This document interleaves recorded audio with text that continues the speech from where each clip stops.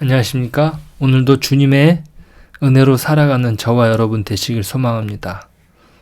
유다를 통치하는 아하스가 직면한 문제는 무엇입니까? 지금 아람과 북이스라엘이 손을 잡고 쳐들어옵니다. 이 문제를 해결하기 위하여 아하스는 아수르와 어떻게 외교적인 전략을 구사하여 이겨낼 것인지 골몰하고 있습니다. 이것은 실제로 하나님께서 말씀하신 것처럼 그들은 연기나는 부지깽이에 불과합니다. 그래서 하나님께서는 아하스에게 자신을 믿고 의지하면 그 어려움은 해결될 것이라고 말씀하셨죠. 그러면서 하나님께서는 아하스에게 징조를 요구하라고 하셨습니다. 하지만 아하스는 그 징조를 거부합니다. 이것은 단순히 그가 하나님을 시험하기를 원치 않았다기보다 하나님을 믿고 따르기를 원치 않았던 것이죠. 이것은 8장에서 말씀하시는 것처럼 천천히 흐르는 실로와 물을 버리는 일이었던 것입니다. 이것은 단순히 유다가 군사적이거나 정치적인 방법으로 이 문제를 해결할 수 없다는 것을 하나님께서 분명히 하시는 데 있습니다. 아하스를 비롯하여 유다 백성들은 이 문제의 해결을 더 큰 힘을 빌리는데 애를 썼던 것이죠. 하지만 그것이 오히려 자신들에게 해가 된다는 사실을 깨닫게 하실 것입니다. 아수르에 의하여 북이스라엘은 멸망하게 되고 그렇게 북이스라엘을 무너뜨린 아수르는 결국 유다도 침략하기에 이릅니다. 이것이 8절에서 예언되었죠. 잔잔히 흐르는 실로아를 버리고 동경했던 큰 하수의 위력이 북이스라엘을 삼키고 남유다에 가득하여 목에까지 미칠 것이라고 말씀하셨죠. 이것은 무엇을 말해줍니까? 이들이 찾아서 해결하려던 세상적인 방법은 결국 이들의 족쇄가 되었고 더 큰 재앙을 불러들인 것입니다. 유다 백성의 문제는 어디에 있었던 것입니까? 그것은 바로 영적인 데 있었다는 것이죠. 유다 백성의 죄는 그들이 하나님을 외면하고 하나님을 버리고 세상을 따라간 것이에요. 저들에게 닥친 재난은 정치적인 것도 또한 군사적인 것도 아니고 경제적인 것도 아닙니다. 하나님을 외면하여 자초한 것이죠. 썩은 나무 같고 말라버린 샘과 같이 된 그들이 자초한 재난이었지 이들이 힘이 약해서 남보다 수가 적어서 생겨난 재난이 아니었습니다.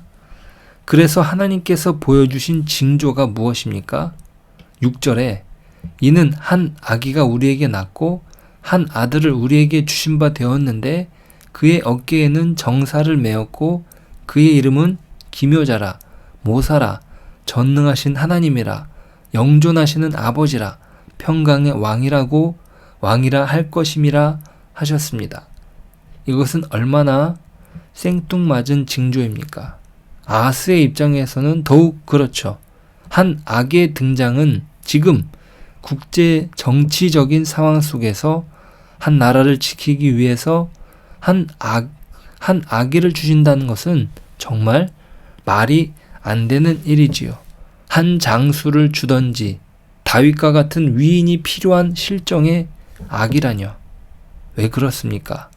아하스가 보고 있는 문제는 정치, 군사적인 문제이지만 하나님께서 지적하시는 인류에게 당면한 문제는 언제나 죄의 문제이기 때문이에요. 이것은 단순히 유다만의 문제가 아니라는 것이죠. 온 인류의 문제입니다.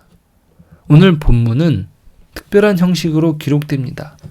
미래에 일어날 일을 이미 일어난 과거 시제로 기록한다는 것이에요.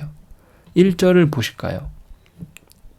전에는 고통받던 자들에게는 흑암이 없으리로다. 옛적에는 여호와께서 스불론 땅과 납달리 땅이 멸시를 당하게 하셨더니 후에는 해변길과 요단 저쪽 이방의 갈릴리를 영화롭게 하셨느니라. 분명 이사야의 독자들에게 있어서 미래에 일어날 일입니다. 하지만 분명히 과거 시제로 기록하죠.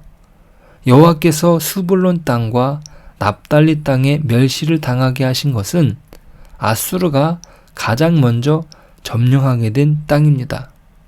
하지만 이것은 그들에게 아직 일어나지 않은 미래의 일이죠.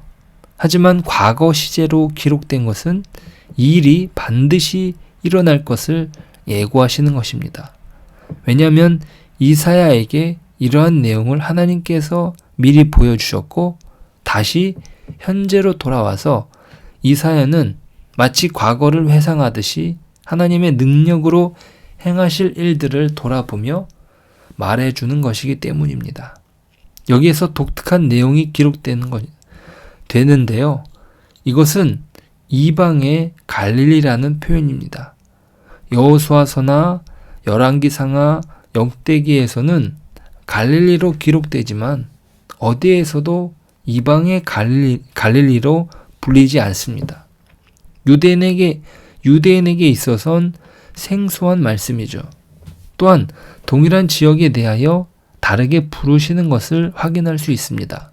스불론과 납달리 땅이 해변길과 요단 저쪽 이방의 갈릴리로 불리우죠.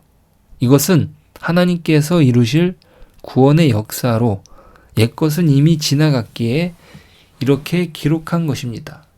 또한 이방의 갈릴리는 하나님께서 이루실 구원은 단순히 유대인의 차원에서 이루어지는 것이 아님을 보여줍니다. 왜 그렇습니까? 아하스가 당면한 문제가 단순히 그들만의 문제가 아니라 죄로 인하여 겪게 된 영적인 문제라는 것이에요. 온 인류가 겪고 있는 어려움입니다. 이러한 문제를 꿰뚫는 해결책이 바로 이는 한 아기가 우리에게 낳고 한 아들을 우리에게 주신 바 되었다는 표현에 농축되어 있습니다. 그것은 마치 3절에서는 추수하는 즐거움과 탈취를 나눌 때의 즐거움을 허락하신다고 합니다. 이것은 온갖 종류의 즐거움과 완전한 즐거움을 표현한 것이에요. 전자는 곡식을 추수하는 것의 즐거움을, 후자는 전쟁을 이기고 온 승리의 즐거움을 말합니다. 수확은 자연의 영역에 속하고 탈취물은 역사의 영역입니다. 메시아의 날은 자연 환경들이나 또 사람들에 의해 초래된 역경으로부터 벗어나게 될 것을 약속하는 것이죠. 그 어려움은 무엇 때문에 그렇게 되었습니까? 죄로 인한 것이죠.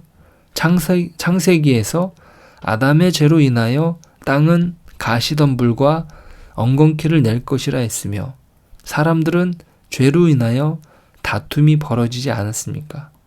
인류 역사의 문제가 죄로 인하여 말미암았다는 것은 성경의 진리이며 또 인류가 경험하는 현실입니다. 우리는 죄로 인하여 결박당했으며 무거운 멍에를 메고 속박당했던 것입니다.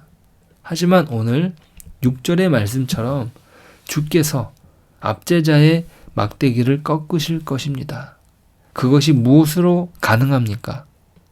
예수님께서 군사적인 방법이 아니라 정치적인 방법이 아니라 또한 경제적인 방법이 아니라 죄와 싸우시며 십자가에 죽으심으로 그것을 가능케 하셨습니다. 우리를 죄와 사망에서 구원하시려고 가장 연약한 어린 아기로 하나님의 어린 양으로 이 땅에 오신 것입니다. 그것이 하나님의 미련한 방법이며 능력입니다. 세상이 보기에는 너무나 미련한 방법이고 아하스가 보기에도 전혀 말도 안 되는 방법이었습니다. 성경이 말하는 비극은 결단코 환경의 문제도 아니요, 경제의 문제도 아니요, 구조의 문제도 아닙니다. 오직 죄의 문제입니다. 그 끊을 수 없는 죄로부터 우리를 구속하시기 위하여 그리스도께서 십자가를 지고 죽으신 것이지요. 그 십자가만이 우리의 죄의 문제를 해결해 주시는 것입니다.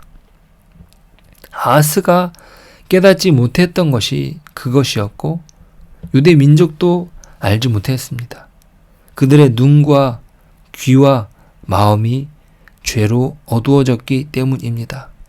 그들뿐만 아니라 온 인류가 이 죄로 온갖 어려움을 겪고 있는 것이기도 하죠. 이것은 군사적인 힘을 갖는다고 경제적으로 문제가 없다고 해결되는 것이 아니에요. 오직 우리에게 아기로 오셔서 죄를 짊어지고 가신 그리스도께서만 해결하실 수 있습니다.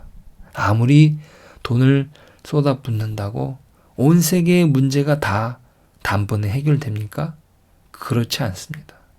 죄의 영향력 아래에 있는 사람이 아무리 머리를 쓰고 지혜를 동원한다 할지라도 그것은 해결을 이룰 수가 없어요. 모두 다 자기만을 생각하기 때문이고 자기 나라만을 생각하기 때문입니다. 하지만 주님께서는 진정으로 평강의 왕으로 우리를 모든 악으로부터 해방시켜 주십니다. 이것은 누구도 방해할 수 없는 것이죠. 아하스가 불순종하여 다윗의 집을 흔드는 위기 속에서도 징조를 알려주시며 마침내 그리스도를 보내셔서 그의 백성들을 죄와 사망에서 꺼내시고 거룩하게 하시며 그의 영광의 찬송이 되기까지 하나님께서 직접 개입하십니다. 그것이 바로 하나님의 열심 아닙니까? 그 아들을 십자가에 못 박으시고 그 아들을 아끼지 아니하시고 우리에게 주셨습니다. 이것이 우리가 그리스도를 믿는 기쁨이요 자랑이요 우리의 믿음인 것입니다. 오늘 하나님께서 우리를 향한 이 사랑을 통하여 자녀된 복과 책임과 자랑과 영광과 품위를 놓지 않는 신자가 되시길 축복합니다. 기도하겠습니다. 하나님 아버지 감사합니다. 하나님의 자녀라는 이름이 얼마나 귀하고 영광스러운지 어떠한 것도 비교할 수 없음을 고백합니다. 우리의 믿음이 그 아버지의 열심 안에 있게 하여 주옵소서. 이 땅에서 그분의 자녀로서 마땅히 가져야 할 감사와 책임과 반응으로 하나님께 영광 돌리는 삶을 살게 하여 주옵소서. 우리의 약한 것과 못난 것과 게으른 것을 꿰뚫고 들어오신 하나님의 사랑과 열심 앞에 항복하여 최선을 다하여 우리의 인생을 바치는 삶이 되게 하여 주옵소서. 예수님의 이름으로 기도드립니다. 아멘.